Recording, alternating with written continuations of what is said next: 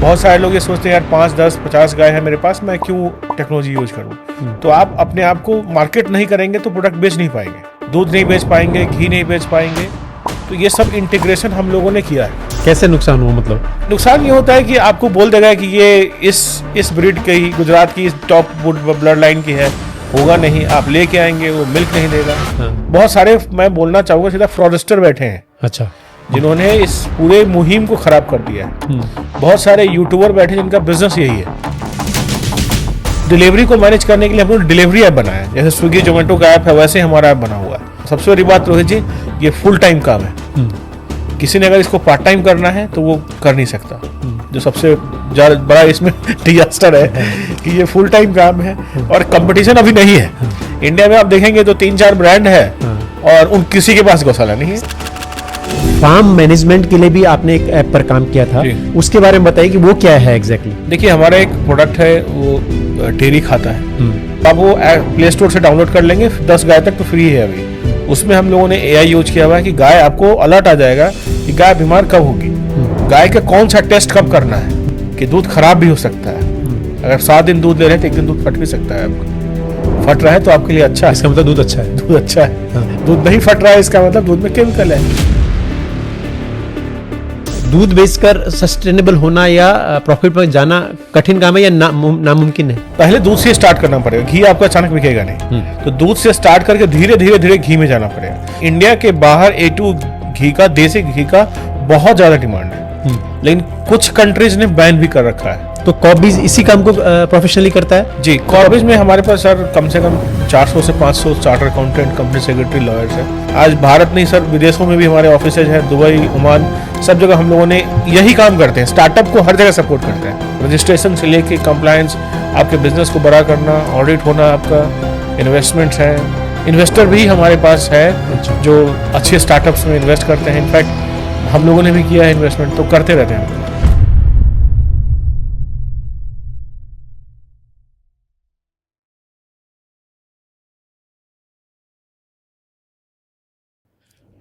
दोस्तों, आज के पॉडकास्ट में सिर्फ देसी गायों की बात नहीं है, बल्कि परंपरा, टेक्नोलॉजी और बिजनेस के संगम की कहानी है। आज हमारे मेहमान हैं नरेंद्र कुमार मिश्रा जी, जो एक कामयाब चार्टर्ड अकाउंटेंट हैं,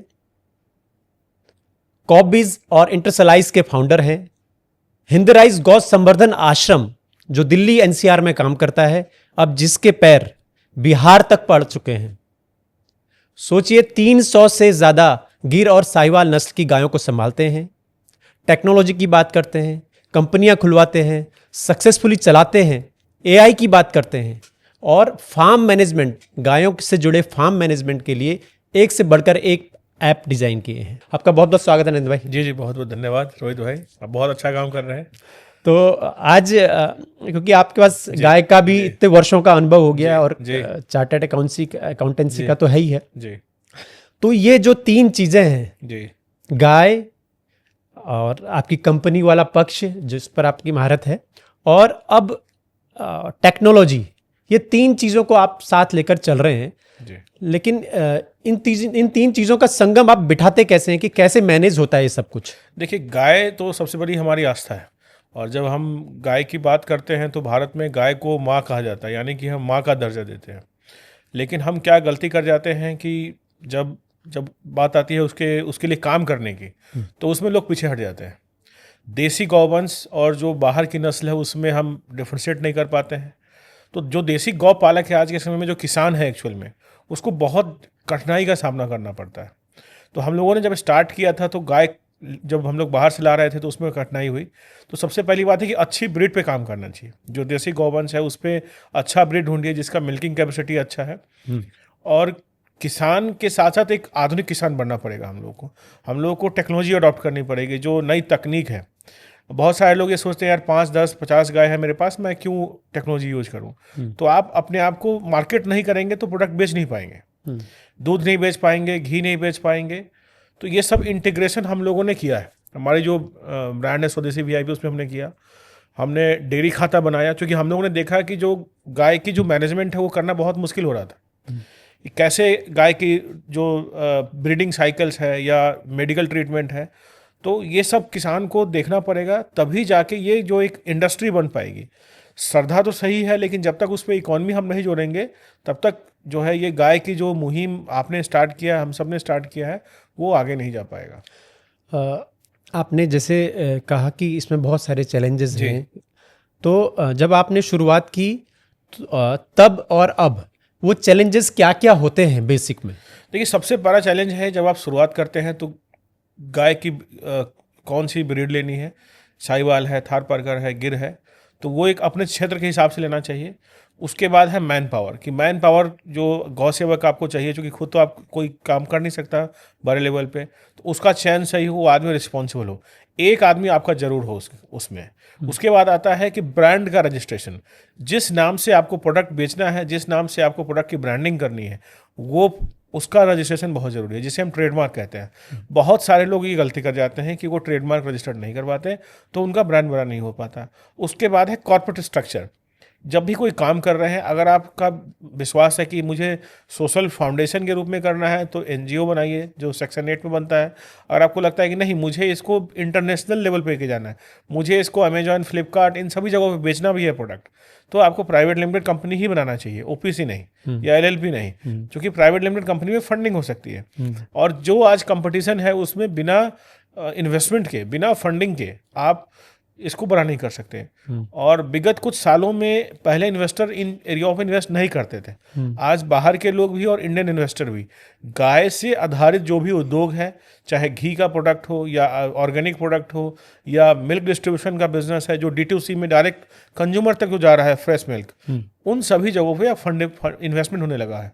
और आपको जान के हैरानी होगा कि जो नॉर्मल ई कॉमर्स है उससे ज़्यादा वैल्यूएशन मिल रहा है इसको।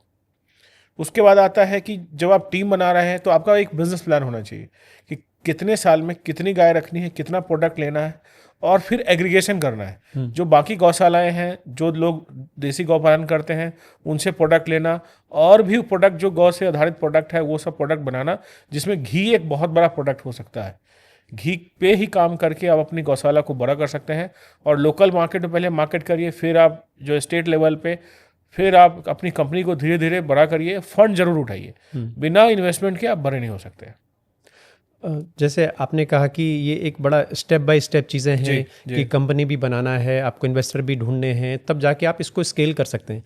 इन सब चीज़ों पर थोड़ा और विस्तार से बात करेंगे अभी, क्योंकि हम स्टेप बाय स्टेप आगे बढ़ रहे हैं। तो देसी गायों का पक्ष, जैसे आपने खुद एज हिंदराइज में हो या स्वदेशी वीआईपी में हो, तो यहाँ पर आपने क्या चैलेंजेस फेस किए? देखिए, हिंदराइज में जो चैलेंजेस फेस किए हम लोगों ने, कि सबसे पहली बात तो हम लोगों ने थार भी ले लिया, थारपारकर भी, गिर भी ले लिया और साहिवाल भी ले लिया। वो सबसे बड़ा एक गलत डिसीजन था। एक ही ब्रीड पे आपको काम करना चाहिए, ताकि जो बुल है वो भी आपके पास सेग्रीगेटेड रहे। अच्छी पेडिग्री होनी चाहिए गाय की, जिसके बैकग्राउंड के बारे में आपको पता हो, वो आपके पास होना चाहिए। और डायरेक्ट किसान से गाय खरीदिए, जो हिंदराइज में हम लोगों ने सीखा कि किसान से ही गाय खरीदिए। अपना खुद का सेविंग से हम लोगों ने बहुत नुकसान किया, बहुत सारे लोगों के चक्कर में पड़े, नुकसान हुआ उसमें। कैसे नुकसान हुआ? मतलब नुकसान ये होता है कि आपको बोल देगा कि ये इस ब्रीड के ही, गुजरात की इस टॉप ब्लड लाइन की है, होगा नहीं, आप लेके आएंगे, वो मिल्क नहीं देगा। बहुत सारे, मैं बोलना चाहूँगा सीधा, फ्रॉडस्टर बैठे हैं, अच्छा, जिन्होंने इस पूरे मुहिम को खराब कर दिया है। बहुत सारे यूट्यूबर बैठे जिनका बिजनेस यही है कि गाय को कैसे बदनाम करना है। देसी गाय है, आप पहले ही बोलो ना कि 10 लीटर से ज्यादा दूध नहीं हो सकता। अगर आप उसको बोलेंगे 20 लीटर 25 लीटर दूध है, तो लोगों के दिमाग में कमर्शियल बिजनेस आता है। फिर लोग सोचते हैं कि 40-50 रुपए ही दूध बेच के मैं गौशाला चला लूंगा या बिजनेस चला लूंगा। पॉसिबल नहीं है। आपको ये दूध 100 रुपए से ऊपर बेचना पड़ेगा। अगर छोटे सिटी में है, दिल्ली NCR में है तो 140-50 से ऊपर आप नहीं बेच पाते हैं, तो ये बिजनेस नहीं हो सकता। या आप गौ की सेवा भी नहीं कर सकते। एक समय आएगा आपके पास पैसा नहीं बचेगा। हम लोगों ने वो स्ट्रगल फेस किया, बाढ़ आया, पूरा गौशाला खराब हो गया, तो बहुत स्ट्रेस हुआ। लेकिन भगवान की कृपा रही, गौ में इतनी ताकत है कि आज देखिए, एक गौशाला, फिर दूसरी गौशाला हमने जेवर में स्टार्ट किया, तीसरी अभी सीतामढ़ी में स्टार्ट करी, और सब अपने आप हो गया, पता नहीं चला कहाँ से कैसे हो रहा है। तो ताकत तो है। आस्था की बात हो गई, अर्थव्यवस्था की बात करते हैं। जब स्वदेशी वीआईपी हमने स्टार्ट किया तो हम लोग पहले मिल्क जो है वो डिलीवर करते थे, एक्सेल में एंट्री करते थे। कस्टमर के पास, जिनके पास दूध जा रहा है, वो कह रहे हैं आया नहीं, पहुंचा नहीं। किसी के पास गया तो पैसे पेमेंट नहीं आ रही है, करीब करीब 10-15 लाख रुपए मार्केट में आज भी जो है उधारी है, जिन लोगों ने फ़ोन नहीं उठाना बंद कर दिया। तो हम लोगों ने स्वदेशी वीआईपी का ऐप बनाया, कस्टमर ऐप बनाया, खुद से वेबसाइट बनाई, ऐप में केवाईसी किया लोगों का, ताकि पैन आधार से केवाईसी रहे तो लोग कल भागे नहीं।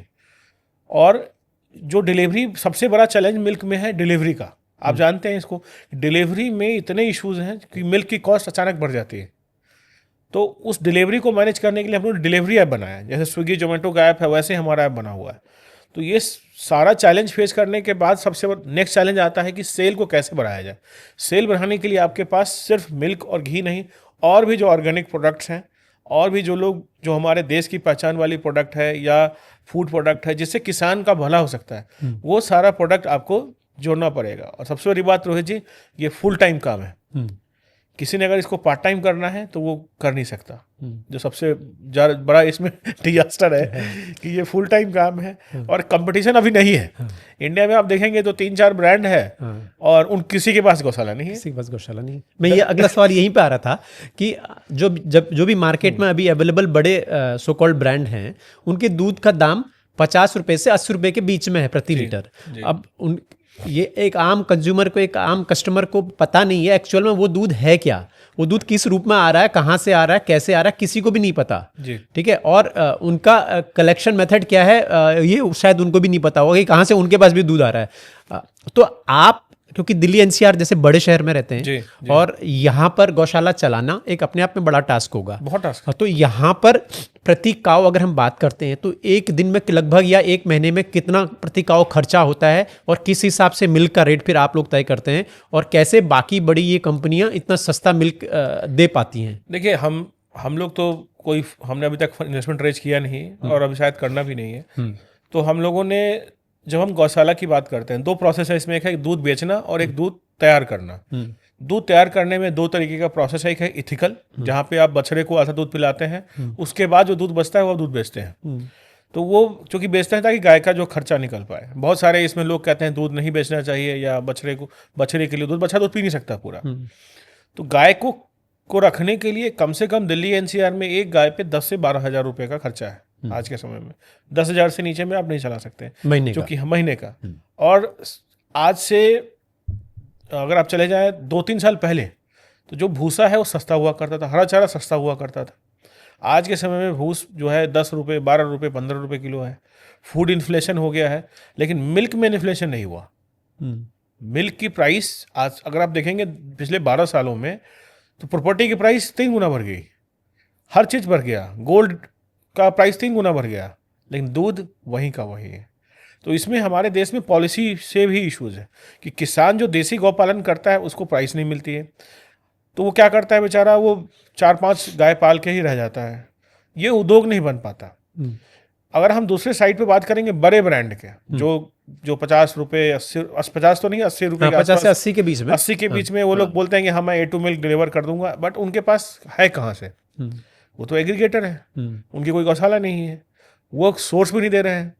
तो कस्टमर के साथ सबसे बड़ा दिक्कत है रोहित जी, कि जो पहली बात तो हमारे देश में किसान या गाय को पढ़ाया नहीं जाता, तो उसकी नॉलेज नहीं है कि अगर आप किसी 100 लोगों में से सर्वे करें तो 90 लोगों को ये नहीं पता होगा कि गाय की कितनी नस्ल है, और देसी गाय और विदेशी गाय में फ़र्क क्या है।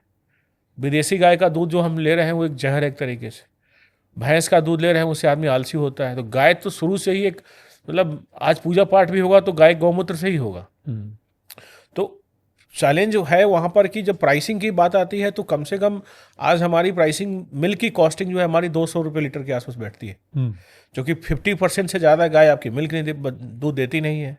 उसके बाद बछड़े होते हैं आपके पास, उसके बाद गाय होता है, तो टेक्निकली 300 में हमारे पास 65 से 70 गाय ही दूध में रहती है। तो आप जोड़िए कि खर्चा कितना बैठेगा, अगर एक पे 10,000 है, इंटू में कर लीजिए, तो पर मिल्किंग कैटल 40,000 रुपये का कॉस्ट है आपका। तो आपकी अभी कितनी मिल्किंग में है? अभी 65-70 के आसपास। 70 मिल्किंग। तो एवरेज मिल्किंग कितना लगभग? एवरेज मिल्किंग मेरे पास आप मान चल सकते हैं कि 7 से 8 लीटर का एवरेज दिन का आता है। दिन का, दोनों टाइम मिला करके। दोनों टाइम। और ये सच्चाई है, कभी 6 लीटर भी हो सकता है। और हमने बहुत ही बड़े बड़े ब्रीडर से गाय लिया हुआ है। अब वो ठगा गया, उन्होंने ठगा, वो तो भगवान उनका डिसीजन लेगा, लेकिन सच्चाई यही है। तो सब जो चैलेंज आपने जो कहा है कि बड़े ब्रांड, तो वो तो एक टेक्निकली लॉ नहीं है हमारे देश में, तो फ्रॉड ही कर रहे हैं। फ्रॉड ही कर रहे हैं, और फ्रॉड इसलिए कर रहे हैं क्योंकि वो भी आपको फेसबुक और गूगल, इंस्टाग्राम पे ऐड चला के बेच रहे हैं, क्योंकि उनका भी कॉस्ट है, एक्विजिशन कॉस्ट 30% है। तो जब भी आप देसी गौ प्रोडक्ट यूज करना चाहते हैं, उसका महत्व जानते हैं अगर आप, तो डायरेक्ट जो गौशाला चलाता है, जिसके पास गाय है, उसी से लीजिए, उसी के वेबसाइट से, उसी के ऐप से आप प्रोडक्ट बाई करिए। किसी एग्रीगेटर की वेबसाइट से मत बाई करिए जो अपने आप को दिखा रहा है कि हाँ जी मैं तो यहाँ से उठाता हूँ, वहाँ से कोई सोर्स नहीं है, कोई ब्लॉकचेन तो है नहीं कि आप उसको वेरीफाई कर सकते हैं कहाँ से ला रहा है वो। एनसीआर में कितनी गौशालाएं चल रही हैं? सही बात है, 3 से 4 चल रही हैं। 3 से 4 में कुछ लोग अच्छा काम कर रहे हैं, कुछ लोग बहुत अच्छा कर रहे हैं, कुछ लोग फुली कमर्शियल कर रहे हैं। जो कमर्शियल कर रहे हैं उनके एड्स आपको दिखेंगे सुबह शाम, वो इंस्टाग्राम पे पूरे टाइम एक्टिव होंगे। जो बहुत अच्छा कर रहे हैं वो कहीं नहीं दिखेंगे। वो बेचारे गौ की सेवा कर रहे हैं, कुछ और काम करके अपना पैसा लगा रहे हैं। तो क्या हम ये कहें या हम क्या कह सकते हैं कि देसी गाय पर दूध बेचकर सस्टेनेबल होना या प्रॉफिट में जाना कठिन काम है या नामुमकिन है? देखिए, नामुमकिन नहीं है। दूध बेच अगर आपको करना है तो साहिवाल या कोई और ब्रीड जो आपकी लोकल ब्रीड है वो आप लीजिए, और पहले दूध से स्टार्ट करना पड़ेगा। घी आपको अचानक बिकेगा नहीं, तो दूध से स्टार्ट करके धीरे धीरे घी में जाना पड़ेगा। जो घी आप एक जगह से दूसरे सिटी भेज सकते हैं, इंडिया के बाहर भी भेज सकते हैं। इंडिया के बाहर A2 घी का, देसी घी का बहुत ज़्यादा डिमांड है, लेकिन कुछ कंट्रीज ने बैन भी कर रखा है। अच्छा, तो जब आप यहाँ से एक्सपोर्ट करते हैं तो उसकी लिस्ट आपको लेनी पड़ेगी। जब हमारे HSN कोड होता है, जब भी हम कोई चीज़ इंपोर्ट करते हैं, एक्सपोर्ट करते हैं, तो उस HSN कोड पे एक्सपोर्ट इंडिया पे जाके आप सर्च करेंगे तो पता चलेगा कौन सा कंट्री भारत के घी को इंपोर्ट करता है।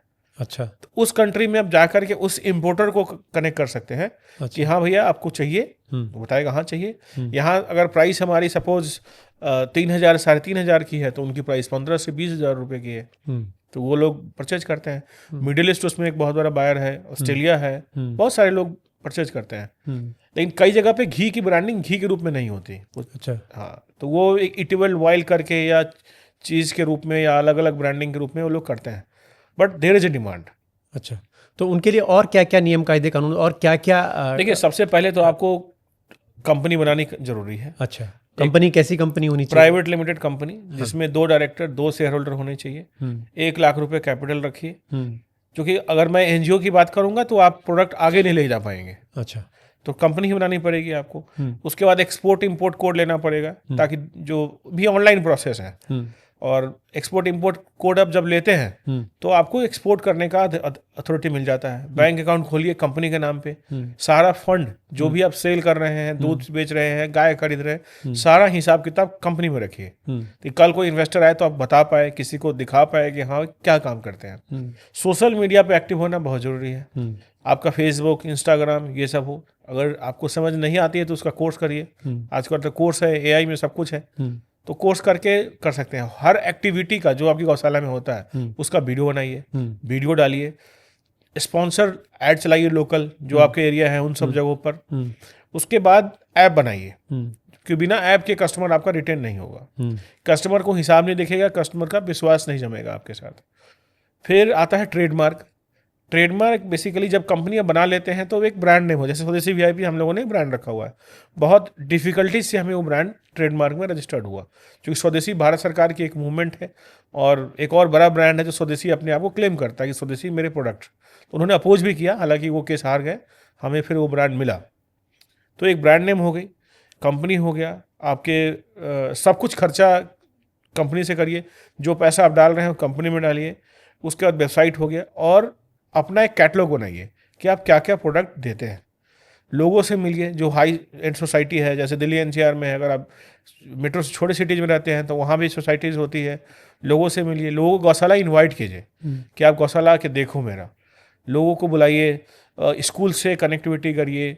तो ऐसे करके आपकी धीरे धीरे ब्रांडिंग होती जाएगी। जब ब्रांडिंग होगी तो लोकल आपका सर्च बढ़ना शुरू हो जाएगा। लोग आपके, कोई लिखेगा गौशाला नियर मी या देसी काऊ नियर मी, तो आपके पास लोग पहुंचेंगे, आपका प्रोडक्ट परचेज होगा।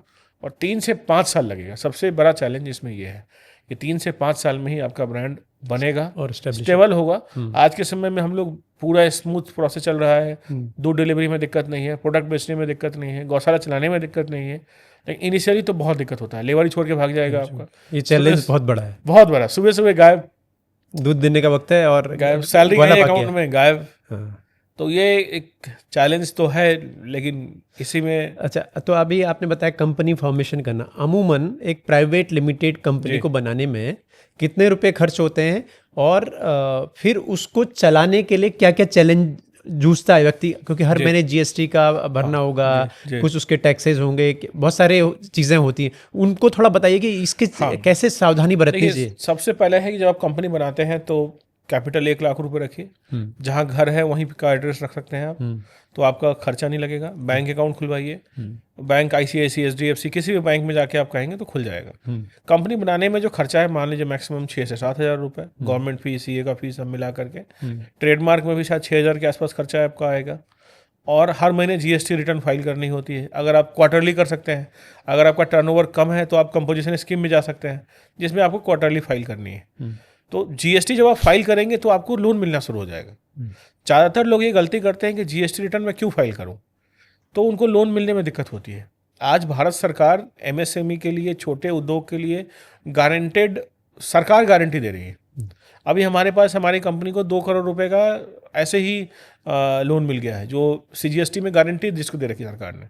अब 1 साल तक ईएमआई नहीं भरना है, 1 साल तक इंटरेस्ट नहीं भरना, ज़बरदस्ती दे गया बैंक, जरूरत नहीं थी, ज़बरदस्ती दे गया।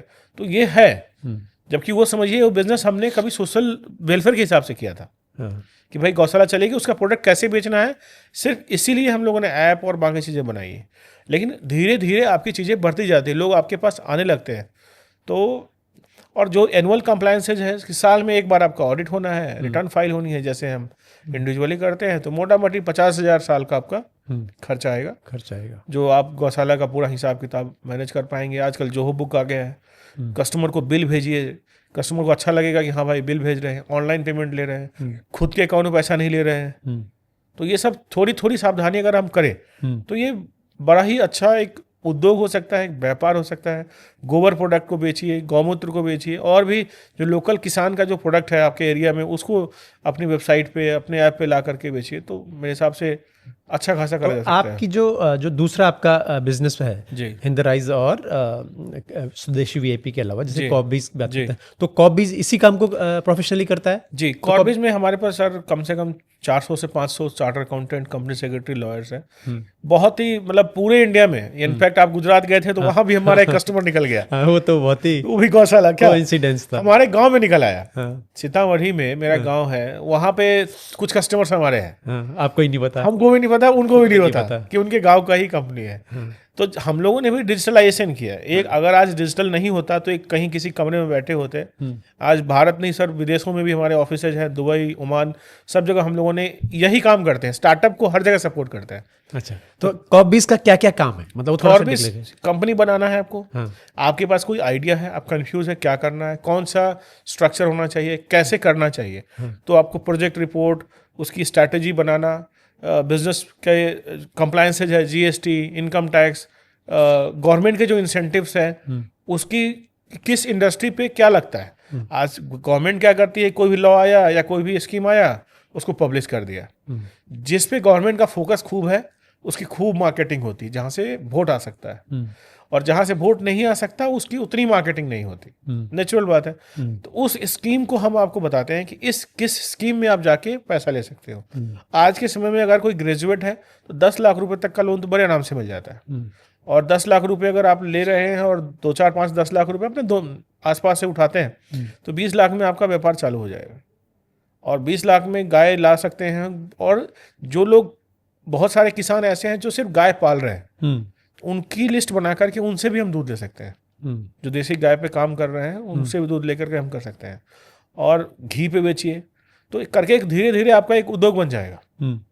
और बाकी जो प्रोडक्ट है इसके सराउंडिंग में, कुछ लोग फार्मिंग कर रहे हैं, कुछ लोग ऑर्गेनिक फार्मिंग कर रहे हैं, बाग लगा रहे हैं, बगीचा लगा रहे हैं। तो हर चीज़ की आजकल रिक्वायरमेंट है। तो कॉर्बीज जो है इन सारे इकोसिस्टम में काम करता है।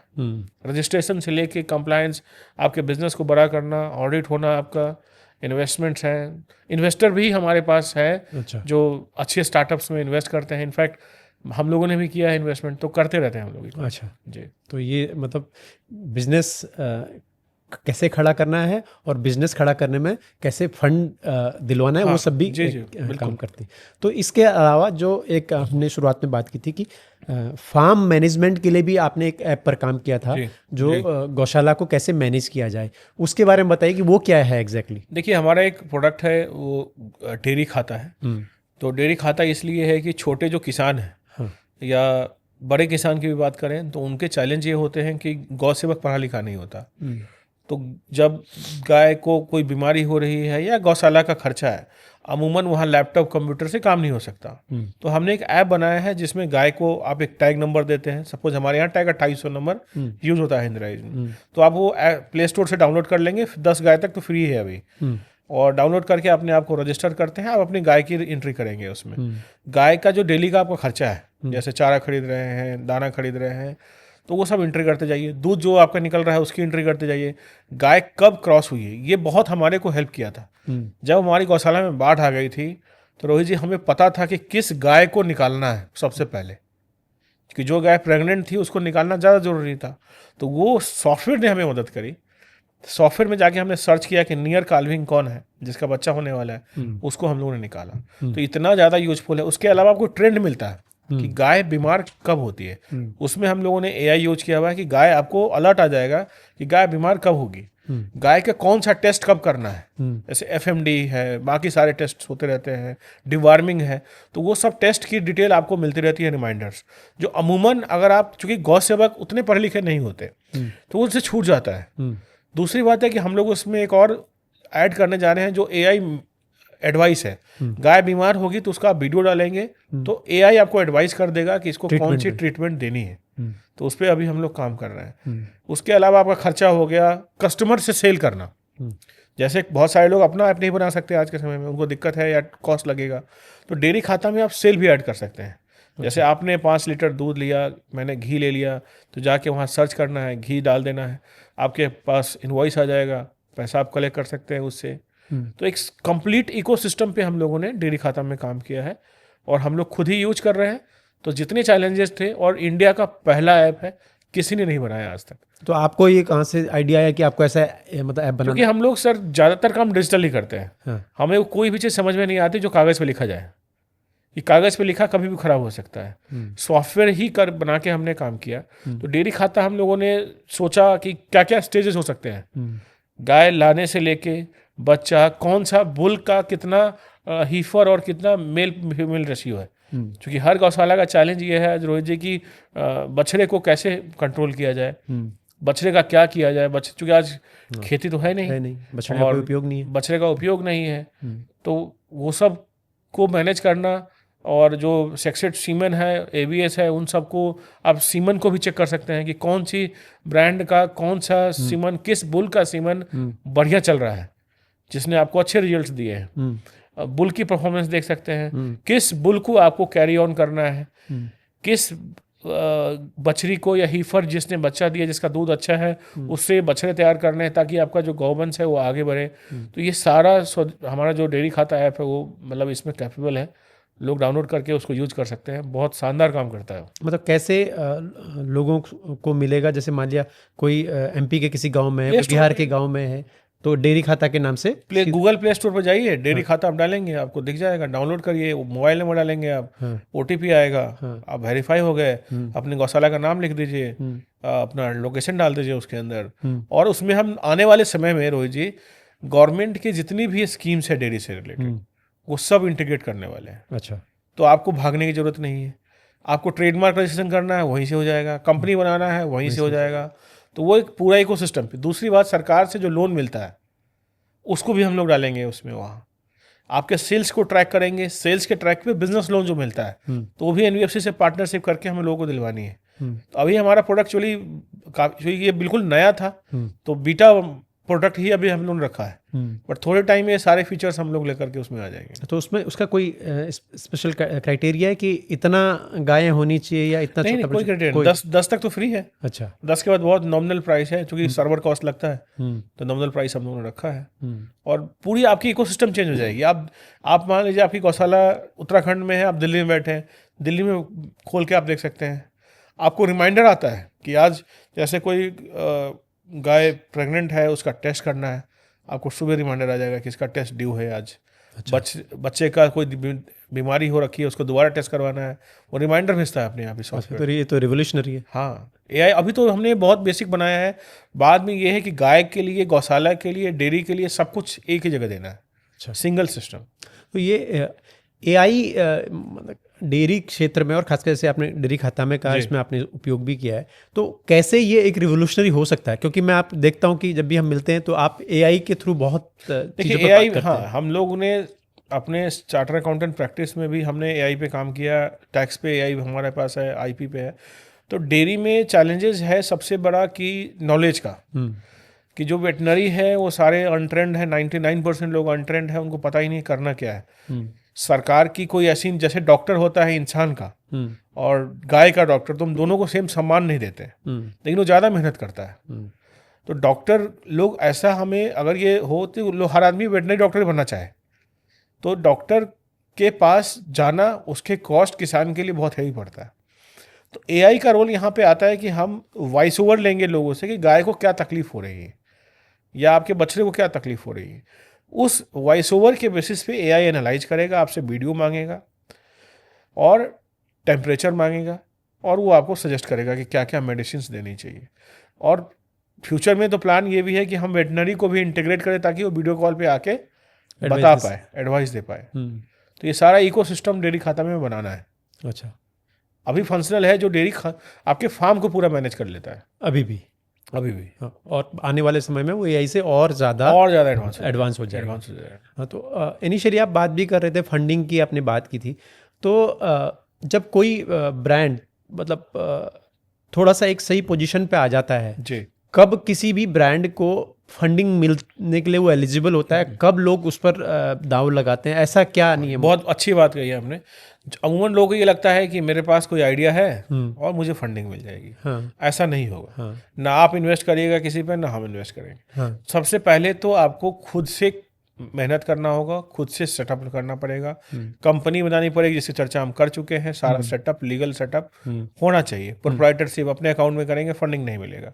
सेल आना जरूरी है, चाहे वो दूध से आए, चाहे घी से आए, और बाकी किसी भी प्रोडक्ट से, आए। सेल आ रहा है आपके पास, सेल रिपोर्ट हो रहा है, उसका अगला स्टेज है कि आप बैंक से लोन लीजिए। बैंक से लोन लेने के बाद 10 लाख, 5 लाख, 20 लाख जो मिलता है। और सबसे जो इसमें पूरे फैक्टर में जो इम्पोर्टेंट पहलू है वो है आपका कस्टमर, जो दूध या घी आपसे खरीद रहा है, वो कितनी बार खरीद रहा है साल में। जितना ज़्यादा आपका रिकरिंग कस्टमर होगा, यानी कि जो बार बार आपसे ले रहा होगा, उसकी संख्या जैसे जैसे आपकी बढ़ती जाएगी, आपका वैल्यूएशन बढ़ता जाएगा। तो ये कैसे एनालाइज होता होगा? वो सॉफ्टवेयर से, जो इन्वेस्टर कोई पैसा लगाता है तो एनालाइज करता है। सपोज किसी के पास 500 कस्टमर है, हाँ, लेकिन कस्टमर एक ही बार लेता है, आया, लिया, चला गया। इसका मतलब आपकी सर्विसेज ठीक नहीं है। दूध डिलीवर कर रहे हैं तो टाइम पे नहीं कर रहे हैं, घी दे रहे हैं तो उसको पसंद नहीं आ रहा। लेकिन सोशल मीडिया चला के या फेसबुक पे ऐड चला के या गूगल बेच रहे हैं सिर्फ। तो वो लोग क्या करते हैं कि अब जो ये लोग फर्जी ब्रांड जो मार्केट में जिसका ऐड सुबह शाम चलता है, वो क्या करते हैं उसमें कि उनको पता है कि मुझे तो कस्टमर 1 से 2 बार, तीसरी बार के बाद आना नहीं है, तो वो लो कैटेगरी प्रोडक्ट को हाई ब्रांडिंग करके बेचते हैं। ऐसा दिखेगा कि ये बहुत शानदार प्रोडक्ट है, जब आप यूज करेंगे तो बिल्कुल बेकार प्रोडक्ट निकलेगा, या आपको टेस्ट की नॉलेज नहीं तो आप 1-2 बार ट्राई करेंगे। तो इन्वेस्टर अब ये देखता है कि ये जो प्रोडक्ट आ रहा है वो कितनी बार कस्टमर ले रहा है। जैसे मैंने घी मान लीजिए आपके ब्रांड से लिया 10 बार साल में, 6 बार लिया, 4 बार लिया, तो मतलब मैं आपके ब्रांड को पसंद करता हूँ। जब मैं आपके ब्रांड को पसंद करूंगा तो मैं दूसरे को बताऊंगा, तो आपके पास रेफरल आना शुरू होगा।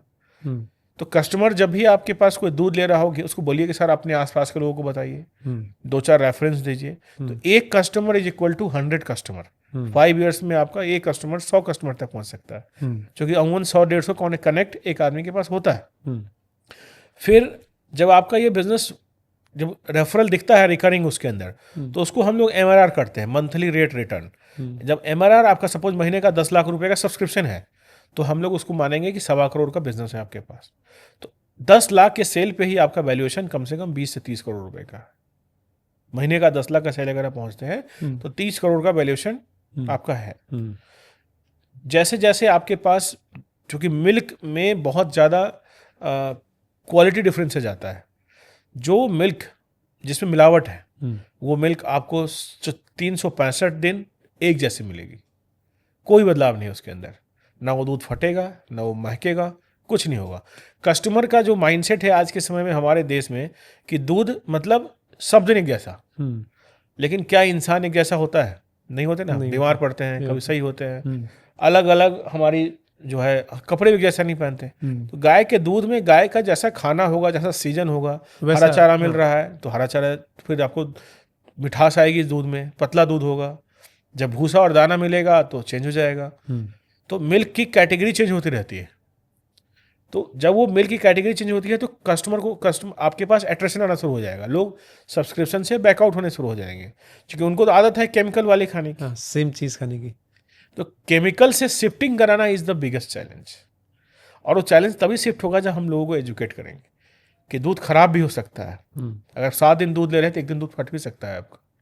फट रहा है तो आपके लिए अच्छा है, इसका मतलब दूध अच्छा है। दूध अच्छा है। दूध नहीं फट रहा है इसका मतलब दूध में केमिकल है। दूध को प्रिजर्व किया गया है, पॉस्चराइज किया गया है, बहुत सारी चीज़ें करी गई, उसमें केमिकल डाली गई है। आज के समय में आप देखिएगा जो नॉनवेज मिल्क है, आप ब्राज़ील गए थे या बाकी सारी कंट्री में नॉनवेज मिल्क होता है। यूएस में तो हमारे जंग है, हमारी जो टैरिफ वार है वो सिर्फ मिल्क के लिए ही है, क्योंकि वो गाय को नॉनवेज आइटम देते हैं, क्योंकि गाय तो है ही नहीं, पहली बात एनिमल है। अब हमारी देसी गाय को खिला के दिखा दीजिए, खाएगी नहीं, छुएगी नहीं, टच नहीं करेगी, स्मेल हो जाएगा उसको। तो ये बहुत बड़ा इकोसिस्टम है। अब उनका दूध सस्ता है। अब कहेंगे वेस्टर्न कंट्री में दूध सस्ता क्यों है? क्योंकि वो 10,000 गाय पालते हैं, और गाय सिर्फ मिल्क के लिए नहीं पालते, गाय वो बीफ के लिए पालते हैं। हमारे यहाँ गाय माँ है, गाय श्रद्धा है, तो हम तो गाय को गाय के हिसाब से पालते हैं, घर के सदस्य के हिसाब से पालते हैं। उनकी कॉस्टिंग बहुत कम है, उनकी कॉस्टिंग कम है, बड़े बड़े ग्रेजिंग, और जब नहीं दे रहा दूध तो काट दो।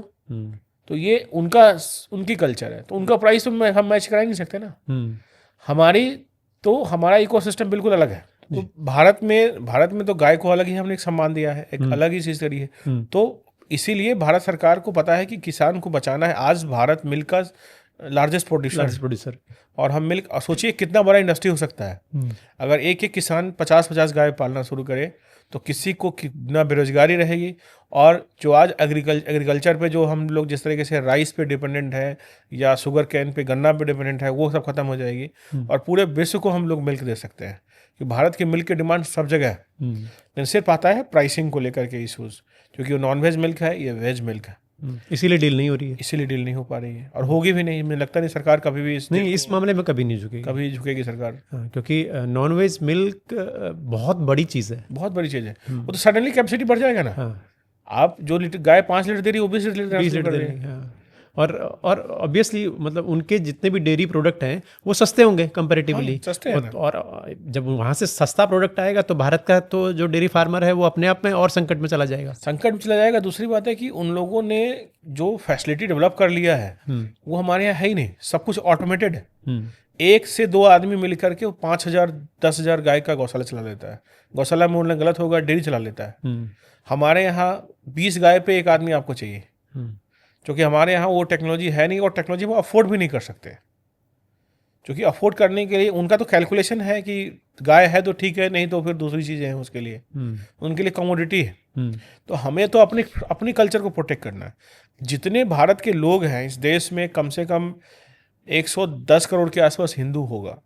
अगर सब लोग गाय के प्रोडक्ट को अडॉप्ट कर ले कि नहीं, मुझे देसी गाय के प्रोडक्ट को ही इस्तेमाल करना है, चाहे महंगा हो या सस्ता हो, उसमें से मान लीजिए सारे लोग नहीं कर सकते। अगर 20 करोड़ लोग भी करने लगे तो 20 करोड़ लोगों की वजह से गाय हमारी कहाँ पहुँच जाएगी। आज के समय में भारत में रोहित जी जो 1947 जितनी गाय की संख्या थी आज़ादी के समय, उसका 15% गाय बचा हुआ है। 15%। इंसान की जनसंख्या कहाँ से कहाँ पहुँच गई, और गाय की जनसंख्या समय के साथ घटता ही जा रहा है। और जिन जिन स्टेट में घटा है वहाँ बहुत ज़्यादा प्राकृतिक आपदा भी आया है। ये मैं अपना बिलीव बता रहा हूँ आपको। इकोसिस्टम पानी की समस्या शुरू हो गई, तो लोगों ने कभी सोचा ही नहीं था। आज के समय में लोगों ने कानून बनाए हैं। जनरली मैं बिहार से आता हूँ, बिहार में जो गाय पे कानून है कि 1,000 रुपए का पेनल्टी है अगर आप गाय की हत्या करते हैं। सोचिए, गाय की हत्या करने पर क्या है? 1,000 रुपए का जुर्माना। 1,000 रुपए का जुर्माना बस, और फिर छूट जाओ। फिर छूट जाओ। अच्छा, अगर अमूमन हम जर्सी गाय की बात करते हैं, बेचारा उसको जान तो है, गाय तो गाय है, गाय तो गाय है, हाँ। उसको अगर आपने मार दिया हाँ। तो 1,000 रुपए देके आप बाहर हो सकते हैं। अभी आपके चैनल के माध्यम से बताता हूँ, आज से 2 से 3 दिन में पटना हाई कोर्ट में हम लोग PIL फाइल कर रहे हैं। किस बारे में? इसी पे कि सरकार सख्त कानून बनाए, जैसे यूपी में कानून है, जैसे MP में कानून है, राजस्थान में कानून है, और हैरानी होगा झारखंड में भी कानून है। अच्छा। और जब से बीजेपी की सरकार वेस्ट बंगाल में आई, उन्होंने कानून तो नहीं बनाया, लेकिन सख्त आदेश पारित करिए कि गाय को काटा नहीं जा सकता। बिहार में कानून ही नहीं है। अच्छा, हमने इस मतलब ये कानून तक बात आ गई, हम फंडिंग की बात कर रहे थे, तो फंडिंग के लिए आपने कुछ नहीं बताया कि ऐसे कंपनी होना चाहिए। हाँ, हाँ, फंडिंग में मेजर चैलेंजेस है कि विजन नहीं है। हाँ। ज़्यादातर लोग सोचते हैं कि गाय दूध देगी, दूध से घी निकालेंगे, बेचेंगे, कमाएंगे। हाँ। लेकिन आपको फंड चाहिए। हाँ। अगर बड़ा बनने के लिए यूपी में बैठे हैं, अगर मुझे पूरा इंडिया प्रोडक्ट बेचना है तो मुझे पैसा चाहिए मार्केटिंग के लिए, ब्रांडिंग के लिए, एड चलाने के लिए, गाय रखने के लिए, सॉफ्टवेयर बनाने के लिए, दूसरे किसान को एम्पावर करने के लिए। तो फंडिंग के लिए बहुत सारे एंजल नेटवर्क्स हैं, बहुत सारे VCs हैं। अगर आप डालेंगे D2C, इस सेक्टर को D2C बोलते हैं। अच्छा, डायरेक्ट टू कंज्यूमर। तो D2C वाला जो VC है वो इन्वेस्ट करता है इस सेक्टर में। अच्छा, उस तक कैसे पहुंचता है ये? जो देखिए, उसके लिए पहुंचने के लिए या तो कोई हमसे संपर्क कर सकता है। अच्छा, डेटाबेस हमारे पास है। दूसरा है कि उनके लिस्ट भी अगर आप गूगल में मारेंगे कि D2C इन्वेस्टर, तो आपको मिल जाएगा। अच्छा, जिन लोगों ने जो नए अभी रिसेंट में कुछ ब्रांड फंड हुआ है उन सब पे इन्वेस्ट किया है, लेकिन सबने सेल पे इन्वेस्ट किया है और रिकरिंग कस्टमर पे किया है। अच्छा, तो जब तक आपके पास रिकरिंग कस्टमर नहीं है तब तक आपको इन्वेस्टमेंट नहीं मिलेगी। अच्छा, जैसे अभी कुछ बड़े ब्रांड हैं हमारी फील्ड से रिलेटेड ही, जैसे अन्वेषण हो गया, टू ब्रदर्स हो गया। हाँ। तो इन लोगों ने कैसे फंडिंग उठाई है? देखिए, अन्वेषण का अपना कुछ नहीं है। हाँ। अन्वेषण किसान को एग्रीगेट करता है। इन्वेस्टर ने फंड किया तो नेचुरल सी जो बोल रहा है वो कर रहे होंगे वो। तो वो साउथ इंडिया में जो किसान है, चूंकि वहाँ पर किसान थोड़े समृद्ध है नॉर्थ इंडिया से, तो वहाँ से वो लोग खरीदते हैं, खरीद के एग्रीगेट करके प्रोडक्ट, घी, अलग अलग गाय का। फर्स्ट टाइम उन्होंने गाय के हिसाब से घी की कैटेगरी बनाई, अलग अलग ब्रीड की। थार पारकर की अलग, साहिवाल की अलग, गिर की अलग, जो वहाँ की लोग क्या है नस्ल, क्या बोलते हैं वहाँ, बहुत सारी अलग आंध्रा की है, उगनूर का है, कोई उगनूरू का हो गया है, और उसको अलग अलग उन्होंने एक वैरायटी बना करके किया। लोगों को पसंद आया, लोगों ने परचेज करना शुरू किया। और जो मेजर फाउंडर है वो किसान नहीं है, तो ये आप उससे कंपेयर नहीं कर सकते।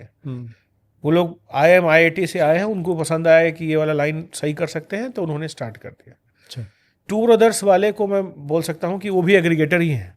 अच्छा, with very less cost, aggregation पे ही काम करे। फुल फ्लैश्ड कोई भी आज के समय में जो फंडिंग जिसने उठाई है वो गौ आधारित नहीं है। अच्छा, हाँ, तो एग्रीगेशन पे किया है इन लोगों ने काम। ये लोग प्रोफेशनल बिजनेसमैन हैं। अच्छा, तो अभी हमें देखना पड़ेगा कि कोई ऐसा स्टार्टअप आए जो गौशाला से निकले, जो खुद की गाय रख रहा है और किसान को एग्रीगेट करके किसान के साथ, जैसे कोऑपरेटिव चलता है, जैसे अमूल गुजरात में चल रहा है, उस तरीके की कोऑपरेटिव्स की जरूरत है इंडिया में। कि देसी गाय का जो किसान देसी रख रहा है उसका कोऑपरेटिव बने। और सबसे बड़ी बात जो सरकार के लेवल पे चाहिए, हो सकता है आने वाले समय में मिले, कि A2 मिल्क, A2 प्रोडक्ट की प्राइसिंग अलग हो, उसके मिल्क की MRP हो। आज भारत में दुख की बात है कि जहाँ पे गाय के आधार पर सरकार चलती है, गाय के आधार पर हमारी भावना जुड़ी हुई है, गाय के दूध का कोई MRP नहीं है, MSP नहीं है। MSP, जब A2 मिल्क का MSP आ जाएगा तो ये चैलेंजेस खत्म हो जाएंगे। और छोटे छोटे स्टार्टअप्स हैं और बड़े भी हैं। अगर आप देखेंगे, आंध्रा में एक स्टार्टअप है जिन्हें अच्छा काम किया है। इधर आपका एक देहरादून में अभी मेरे कनेक्ट में है, 3-4 लड़के ही हैं, उन्होंने लोकल एंजल से फंड उठाया है। लोकल एंजल मतलब जो हर स्टेट में एक एंजल फंड होता है। अच्छा, जैसे दिल्ली एंजल फंड है, मुंबई एंजल फंड है, ऐसे फंड है सब जगह। मतलब छोटे छोटे बिजनेसमैन का, छोटे छोटे बिजनेसमैन ने मिलकर एक फंड बनाई हुई है। अच्छा, तो बहुत लोग की भावना होती है हाँ। कि यार गाय मैं पाल नहीं पा रहा तो कोई बात नहीं, सपोर्ट कर दूँ। हम्म। तो ऐसे लोग भी अवेलेबल है। अच्छा। तो उनसे आप जैसे 50 लाख रुपए आपने उठा लिए, हम्म। लेकिन 50 लाख उठाने से पहले काम दिखाना पड़ेगा कि उनका पैसा गाय के विकास में, गाय के प्रोडक्ट को बेचने के लिए जा रहा है, जा रहा है। कुछ और करने के लिए नहीं जा रहा। डिसिप्लिन ऑफ फंड बहुत जरूरी है। हम्म। अगर कोई आप पे विश्वास करके फंड दे रहा है, आप पे इन्वेस्ट कर रहा है, तो आपको 24 घंटे लग करके उसके विश्वास को पूरा करना पड़ेगा।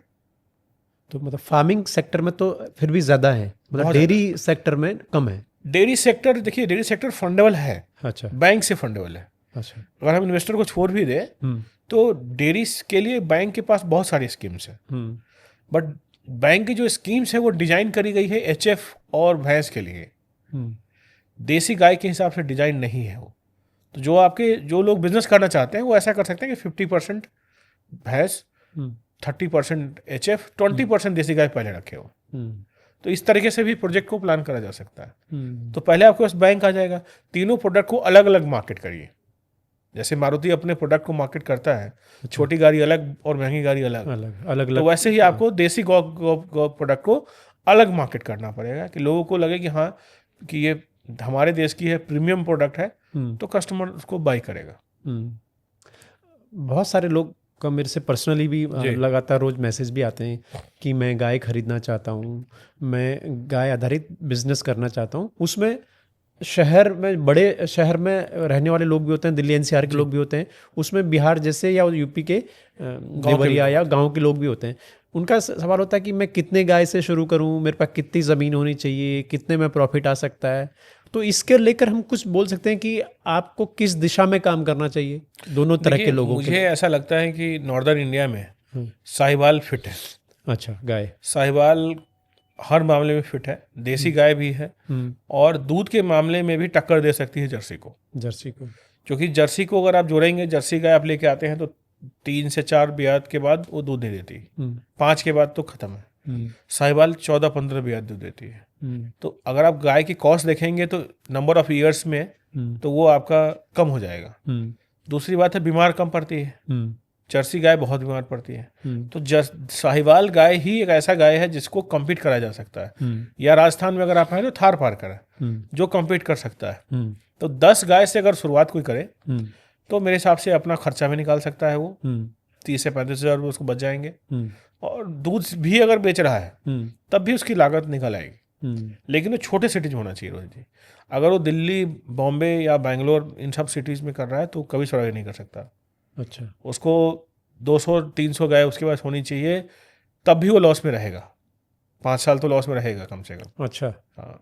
तो क्या मान लिया मैं घी की ब्रांडिंग कर रहा हूँ, घी पर जाता हूँ, तो घी की प्राइसिंग के क्या किसी भी नए व्यक्ति को रखनी चाहिए, और कितना उसको ये मानना चाहिए कि इतना उसकी मार्केटिंग कॉस्ट है, इतना सोशल मीडिया में जी, वो किस हिसाब से तय होती है? देखिए जनरली जो घी का जो माइंडसेट है लोगों का कि घी मिलता है 600 में, एक बड़े बाबा का ब्रांड है, 600-700 में घी मिलता है।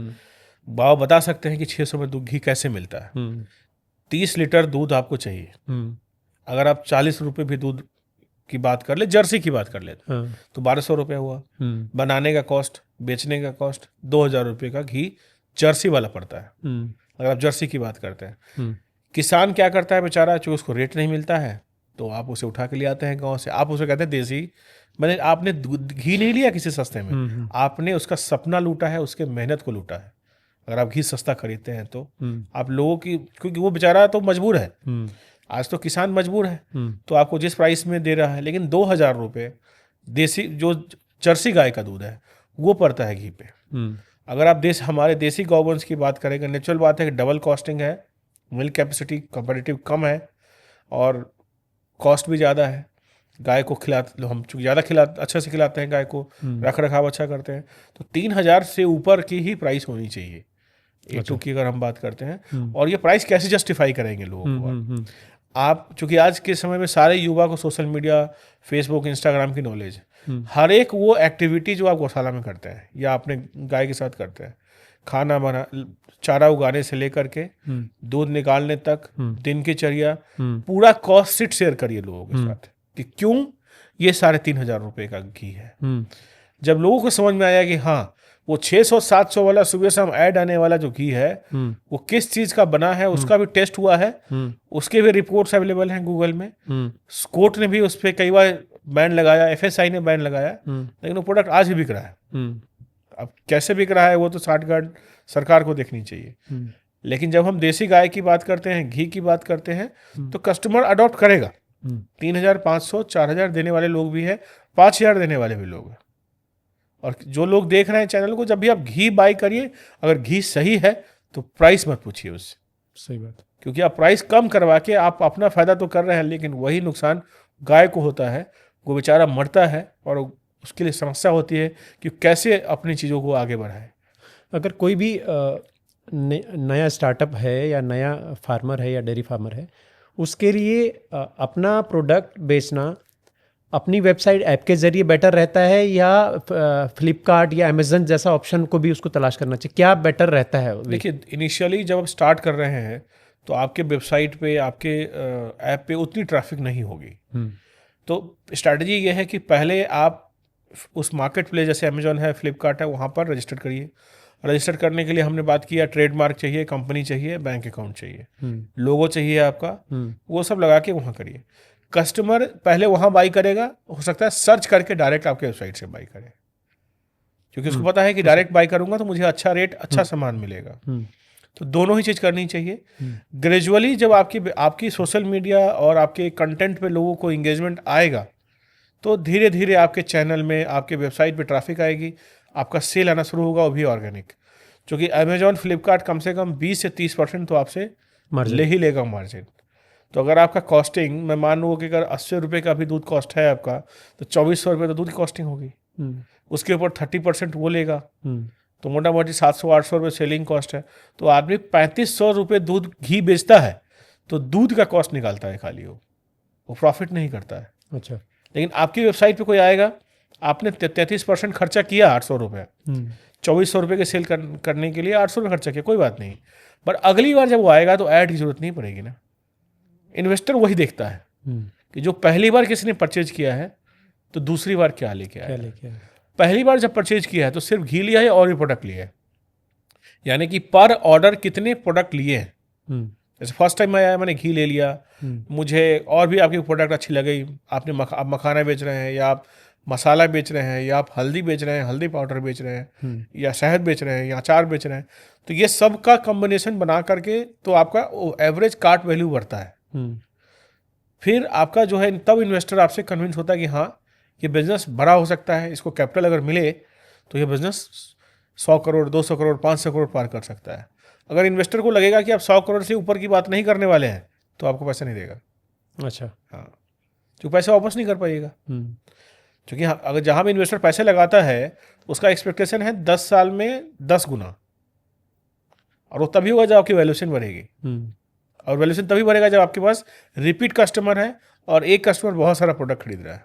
हमने, क्योंकि हम पिछले 3-4 साल से ब्राज़ील जाते हैं, जी। वहाँ देखते हैं बहुत करीब से डेयरी फार्मिंग कैसे होती है।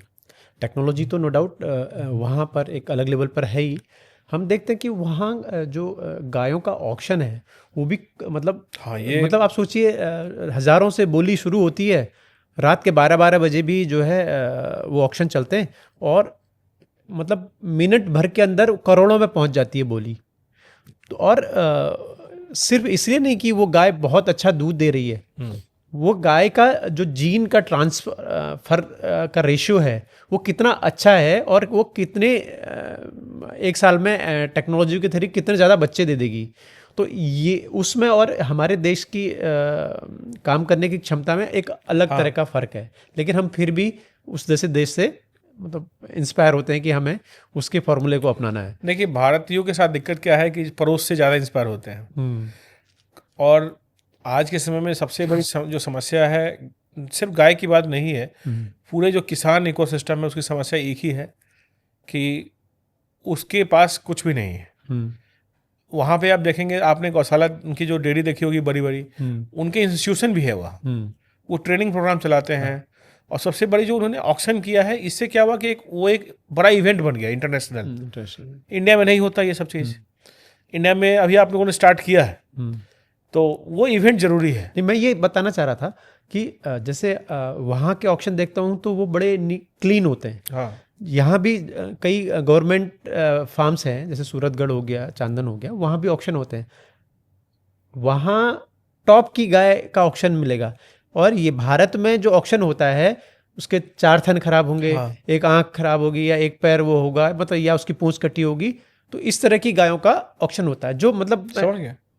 आप उनके करने का तरीका देखिए कितना पॉजिटिव है और कितना अपर जाकर है। लेकिन हम ये न लेकर के कि वो अच्छी गायों का ऑक्शन कर रहे हैं, हम ये लेकर आते हैं कि उनकी गायें दिखने में कितनी सुंदर है, कितना हैवी अडर है, हाँ, कितना हाँ। कुछ, हम उससे इंस्पायर होते हैं। जबकि हमको ये देखना चाहिए किसी भी बड़े फार्मर को कि उसको अगर कभी भी कोई गाय सेल कर रही है तो उसको खराब गाय के बजाय अच्छी गाय एकदम सेल, बिल्कुल सही बात कहा आपने। जबकि हम लोग बिल्कुल उल्टा सही करते कहा। हैं। भारत में ये एक बहुत बड़ा मतलब दिक्कत है कि जो जिसके पास गौशाला है वही आगे नहीं बढ़ने दे रहा किसी को। हाँ, जब आप खरीदने जाएंगे तो वो अपना सबसे जो नॉन प्रोडक्टिव या कह सकते हैं जिसमें दिक्कत होगी, क्योंकि वो तो दिन रात देखता है उस गाय को, उसको पता होता है कि ये नहीं चल पाएगी मेरे साथ, तो उसको सेल कर देता है। तो आप जिस तरीके से की बात करें, अगर हम ऑक्शन सिस्टम लगाए, क्योंकि उसको पता है, ये भी एक दिक्कत है, हाँ, उसको पता है कि अच्छी ब्रीड वो बेचेगा तो कोई लेगा नहीं, कोई लेगा नहीं। उसको प्राइस नहीं मिलेगी वो। क्योंकि अगर मान लीजिए मेरे पास कोई अच्छा ब्रीड है, अच्छी बछड़ी है, नेचुरल सी बात है, मैंने उसकी माँ को 5 लाख में खरीदा हुआ है, बहुत अच्छी क्वालिटी के, तो मैं चाहूँगा मेरा गौशाला जो है अच्छा हो, मेरा गौशाला में ज़्यादा मिल्किंग गाय बढ़े, क्योंकि मेरा बर्डन कम हो। हाँ, लेकिन अगर उस 5 लाख की बछड़ी को कोई 20 लाख, 50 लाख, 1 करोड़ दे, हाँ, तो आदमी देने को तैयार हो बिल्कुल जाएगा, जो ब्राजील में मिल रहा है। मिल रहा है। नहीं, एक्चुअली हम लोग क्या करते हैं कि हम लोग वो टेक्नोलॉजी का सहारा नहीं लेते ना। हमें लगता है कि हमारी एक गाय है, अब वो गाय हमारे पास ही रहेगी, क्योंकि हमने नेचुरल प्रोसेस से हम उसकी ब्रीडिंग कर रहे हैं। हाँ, हम वहाँ पर क्या होता है कि उस गाय से एक ही साल में 20-25 बच्चे ले लिए, हाँ, हाँ, तो उसके पास उसकी जनरेशन ऑलरेडी है। एम्ब्रियो जो है वो तो अच्छा है। हाँ, तो वो उस टेक्नोलॉजी के थ्रू बेटर कोशिश करते हैं, जबकि हम कुछ और लेने जाते हैं तो कुछ और लेकर आते हैं। देखिए हमारा जो है ना, हमारा तो डेयरी में हम लार्जेस्ट प्रोड्यूसर इसलिए कि लार्जेस्ट हमारे पास कैटल है, कैटल है, लार्जेस्ट पॉपुलेशन है, पॉपुलेशन। और लार्जेस्ट अनएम्प्लॉयमेंट हमारे हैं। ज़्यादातर लोग अनएम्प्लॉयड हैं गांव में, ग्रेजुएट अनएम्प्लॉयड, बेचारा क्या करेगा वो। तो 4-5 गाय रख लिए, 4-5 भैंस रख लिए, इसलिए हम प्रोडक्शन दे रहे हैं। लेकिन पर कैटल, अगर आप कमर्शियल भाषा में बात करेंगे तो पर कैटल प्रोडक्शन हमारा बहुत कम है, क्योंकि हम ऑर्गेनाइज नहीं है, हमारे पास नॉलेज नहीं है। मेडिसिन की कंपनी की मनमानी है, जैसे नेसेसिटी जो मेडिकल है, जो मेडिसिन है इंसान के लिए, उसमें भी आप देखेंगे तो मनमानी है। बाकी वेस्टर्न कंट्रीज में नहीं है ये चीज़। क्या ये बात सही है कि जितना दूध का प्रोडक्शन होता है उससे ज़्यादा सेल होता है? देखिए ये तो नेचुरल, उससे ज़्यादा नहीं है, 4 गुना ज़्यादा सेल होता है।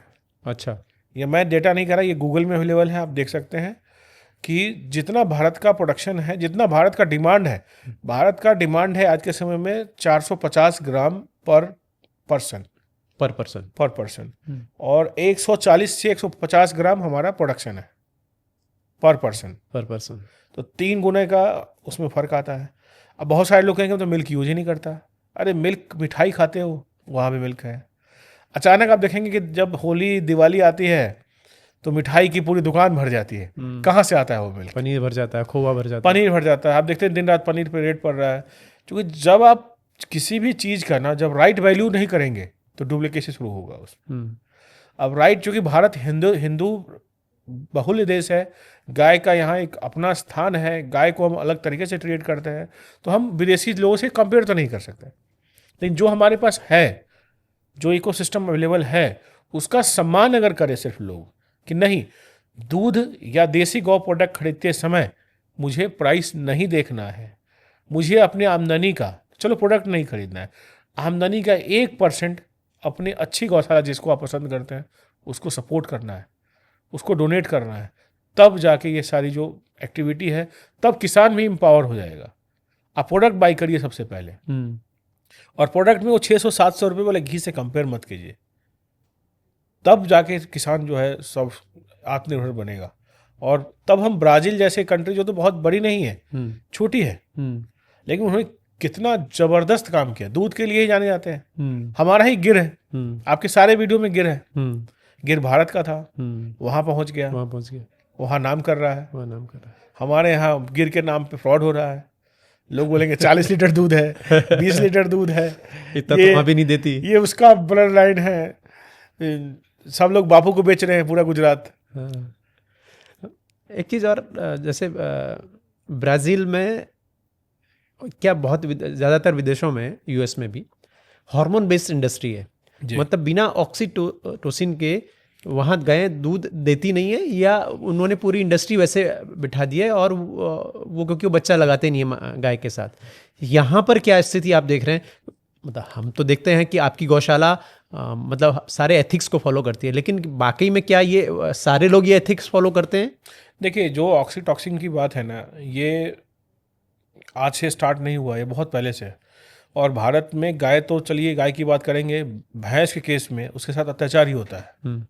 ऑक्सीटॉक्सिन लगने के बाद ब्लड जो है, गाय का ब्लड भी जो है मिल्क में कन्वर्ट हो सकता है। मतलब कहा जाता है कि जब इंसान में, जो फीमेल में डिलीवरी होता है, उसके बराबर की पेन होती है गाय को या भैंस को जब वो ऑक्सीटॉक्सिन लगता है।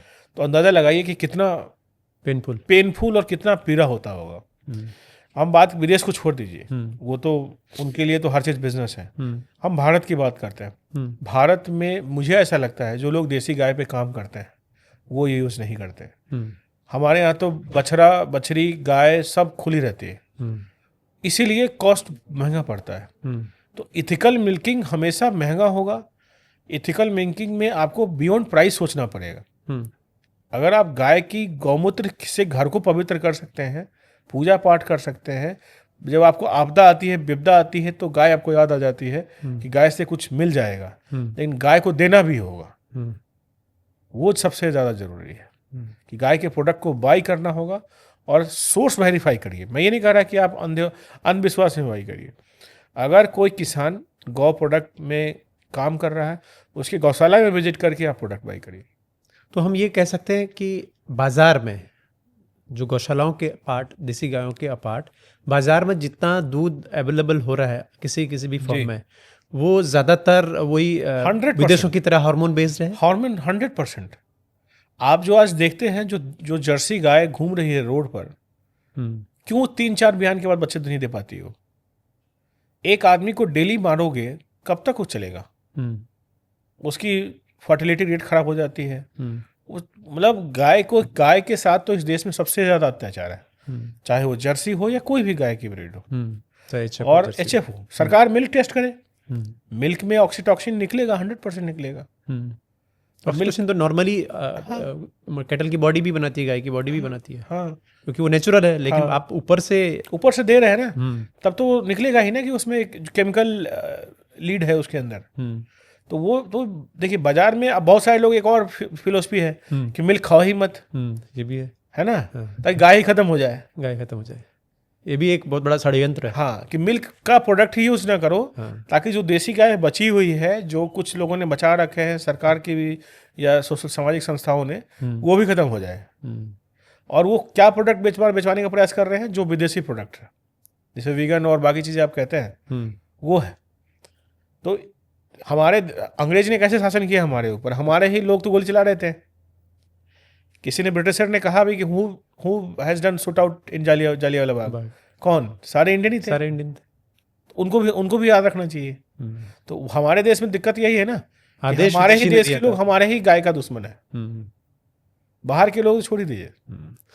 तो दोस्तों, आज नरेंद्र भाई से इतनी सारी बातें की, अलग अलग इनसाइट्स जाने, कंपनियों के बारे में जाना, वो क्या करते हैं, वो कैसे डेयरी क्षेत्र में क्रांतिकारी कदम कर रहे हैं, कैसे फार्मर वेलफेयर में वो सब चीज़ें कर रहे हैं, कैसे उनकी कंपनियां आपके काम आ सकती हैं, आपकी कंपनी बनाने में, आपको टेक्निकल सपोर्ट देने में। ये सारी जानकारी आज नरेंद्र भाई से मैंने जानने की कोशिश की, क्योंकि वो एक समर्पित गौ पालक भी हैं, अच्छा काम करते हैं। दिल्ली NCR में 300 से ज़्यादा गिर और साहिवाल की उनकी गौशाला है।